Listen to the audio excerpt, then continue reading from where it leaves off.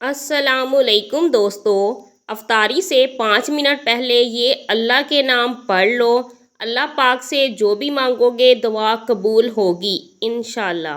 رمضان المبارک دعا کی قبولیت کا مہینہ ہے۔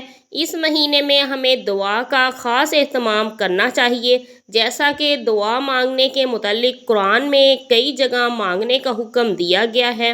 دعا جس طرح عطیہ دشمن کے حملے سے بچاؤ کا ذریعہ ہے، دعا بھی آفات سے بچاؤ کا ذریعہ ہے۔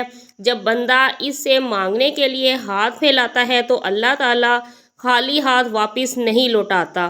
رمضان میں ضروری ہے کہ دعا کا خاص اہتمام کیا جائے۔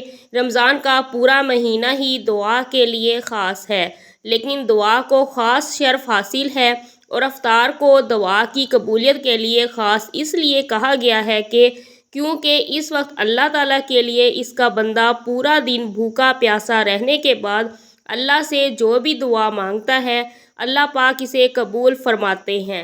بھوک پیاس برداشت کر کے نڈھال ہوا ہوتا ہے، اس کے سامنے سب کچھ موجود ہوتا ہے، لیکن وہ اللہ کے لیے نہ کسی کھانے کی چیز کو ہاتھ لگاتا ہے، نہ کسی پینے کی چیز کو۔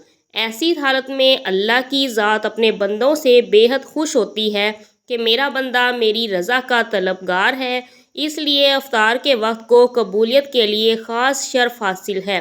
آج ہم آپ کے لیے افطاری کے وقت ایک خاص وظیفہ لائے ہیں، جو کہ اللہ کے 2 صفاتی ناموں کا وظیفہ ہے۔ اگر آپ اس وظیفے کے صدقے دعا مانگیں گے تو آپ کی دعا ضرور قبول ہوگی۔ حضرت ابو ہریرہ رضی اللہ تعالیٰ عنہ سے روایت ہے کہ رسول اللہ صلی اللہ علیہ وسلم نے فرمایا کہ یہ دین نمایاں ہے اور غالب رہے گا جب تک لوگ افطار میں جلدی کرتے رہیں گے، کیونکہ یہود و نصارہ افطار میں تاخیر کرتے تھے۔